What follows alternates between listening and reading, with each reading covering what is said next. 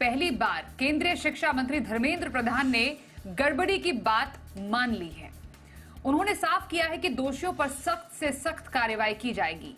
साथ ही उन्होंने ये भी कहा कि नेशनल टेस्टिंग एजेंसी यानी एनटीए में सुधार की जरूरत है। ऐसे में आज के इस कार्यक्रम में हम इसी पर चर्चा करेंगे, जानेंगे कि गड़बड़ी की बात सामने आने के बाद क्या नीट परीक्षा रद्द भी हो सकती है।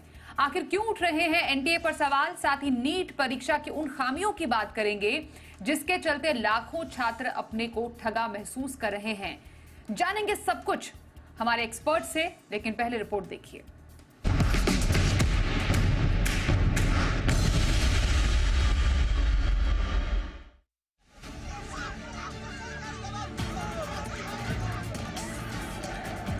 पांच मई को नीट की परीक्षा हुई। 4 जून को इसका रिजल्ट आया। रिजल्ट के आते ही छात्र सड़कों पर उतर गए। दरअसल जिस तरह से नेशनल टेस्टिंग एजेंसी यानी एनटीए ने ग्रेस मार्क को लेकर मार्किंग पैटर्न अपनाया, वो किसी के गले नहीं उतरा। देश भर में नीट के परीक्षार्थी सड़कों पर उतर आए और नीट के रिजल्ट में धांधली का आरोप लगाया। छात्रों ने न केवल एनटीए की ओर से निकाले गए रिजल्ट को संदिग्ध बताया, बल्कि नीट परीक्षा के पेपर के लीक होने के भी आरोप लगाए।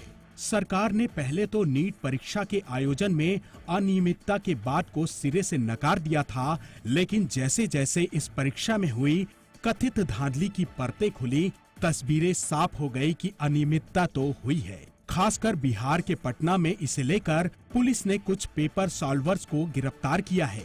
पुलिस के मुताबिक इन्हें परीक्षा के एक दिन पहले ही रात को पेपर मिल गए थे।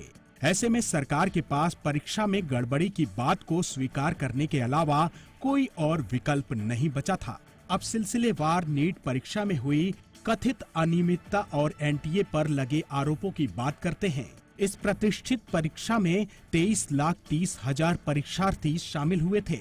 इनमें से 67 परीक्षार्थी को पूरे के पूरे 720 मार्क्स दिए गए। नीट की परीक्षा में पहली बार 100% अंक पाने वाले छात्रों की संख्या इतनी अधिक रही।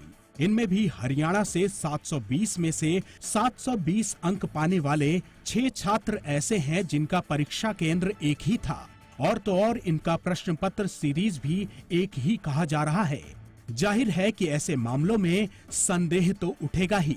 वहीं ओडिशा, कर्नाटक, झारखंड के 16 छात्रों को गुजरात के गोधरा में जय जलाराम स्कूल का मनचाहा सेंटर कैसे मिला, जहां 10-10 लाख रुपए देकर छात्रों को नीट क्वालिफाई कराए जाने की योजना थी।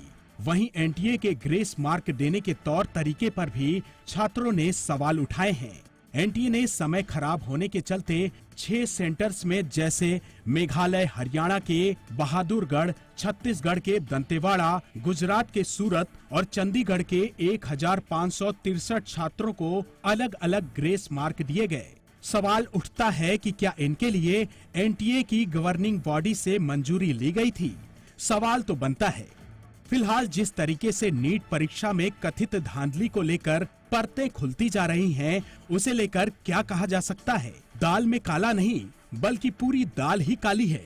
क्या इस परीक्षा को रद्द कर देना चाहिए ताकि छात्रों को न्याय मिल सके? बता दें कि परीक्षा के नतीजों में गड़बड़ी को लेकर दिल्ली हाईकोर्ट सहित देश के 7 हाईकोर्ट में याचिकाएं दायर हुई हैं, जिन्हें सुप्रीम कोर्ट एक साथ जोड़कर 8 जुलाई को इसकी सुनवाई करेगा। ऐसे में अब छात्रों की निगाहें कोर्ट के आने वाले फैसले पर टिकी हैं। ब्यूरो रिपोर्ट, जी मीडिया।